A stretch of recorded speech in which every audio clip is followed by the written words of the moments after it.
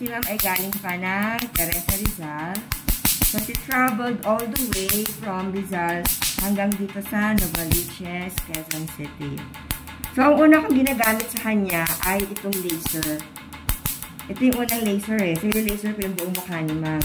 And then, pagkatapos ng unang laser, gagamitan ko siya ng pangalawang laser. And then, magpo-concentrate na ako sa melasma ni ma'am. Malaki na na-improvement ang melasma niya. Dati kasi mas dark to eh. Ngayon, lighter na siya. Ito naman kami sa right na pisngi. So, ito na sabi ko kanina, buong mukha muna yung ili-laser ko. And then, mamaya, pag ginagawa ko na ng second laser, yun na yung puro melasma niya, doon ako magpakonsentrate.